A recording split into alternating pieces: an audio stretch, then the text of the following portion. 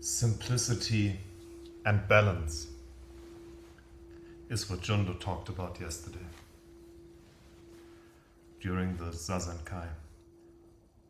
I actually thought about something similar a day before that, or at least something connected, but more from the perspective of fragility, filigree.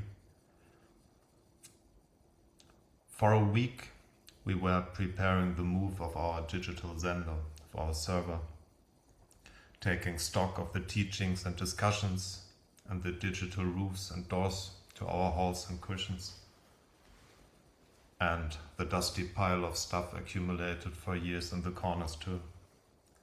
Commissioning the new server, adapting things to the new operating system, updating, migrating, testing tests and connections, finally moving.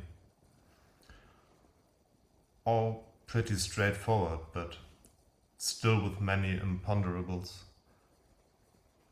You cannot help holding your breath a little while watching the updates and copy jobs run for hours while adapting configuration files.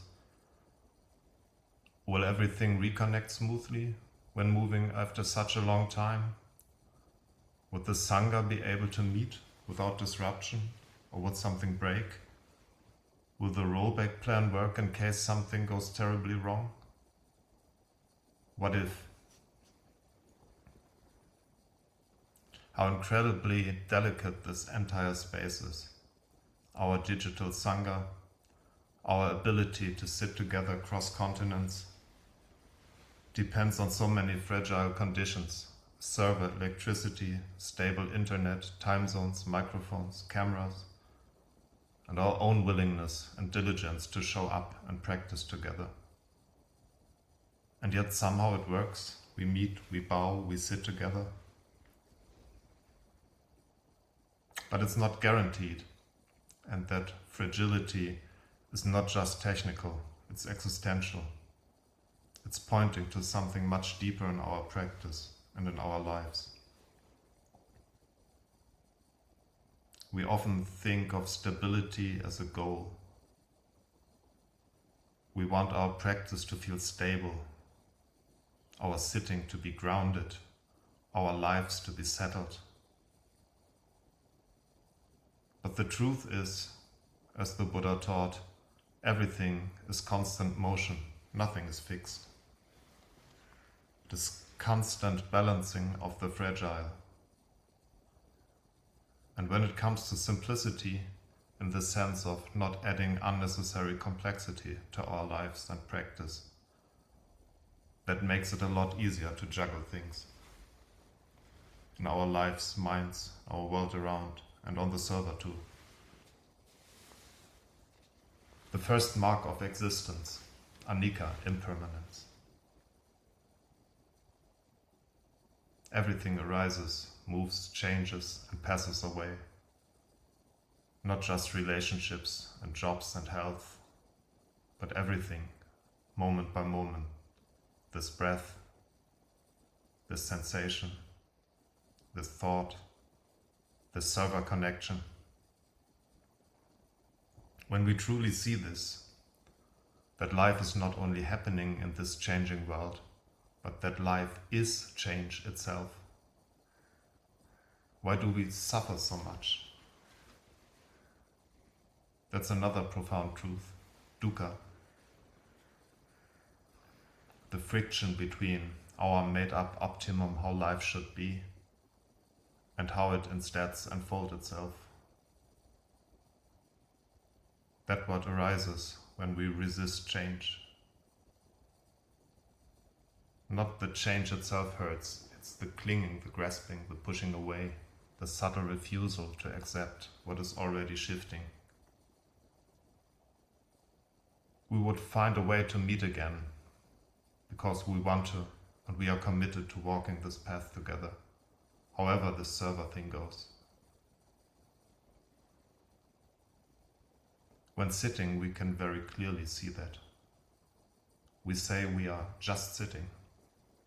and yet that just is incredibly subtle.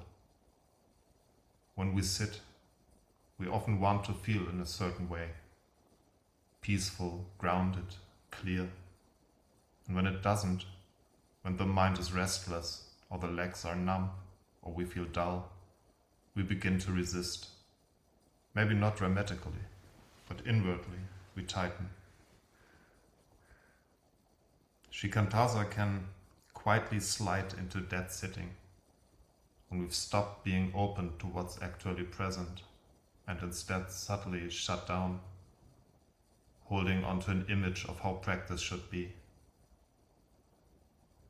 When we really meet the moment without resistance, without grasping, with an open-hearted attentiveness, without clinging, something shifts. It doesn't become perfect, but it becomes alive, vivid.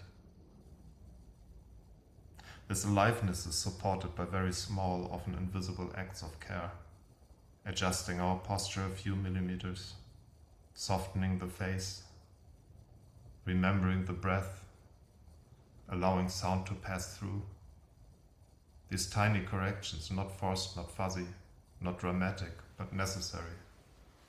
If we ignore the signs, the slow loading of the website, the warning locks, the dropped connections, the system crashes. So too with us, when we ignore the signals of our body and our mind, our relationships and our practice, disconnection creeps in. Practice is not about achieving some final state. It's about maintaining connection, gently, attentively, over and over. It's about returning. And this path of return, this narrow, subtle way, is like walking a mountain ridge in fog. We step carefully, not out of fear, but out of reverence for the reality that everything is changing and we are not in control. Filigree comes to my mind. Filigree, the delicate laced metalwork used in jewelry, made of impossible thin strands of silver and gold, twisted into beautiful patterns. It's strong in its own way, but it requires attention and gentleness. One rough movement, and it can bend or break.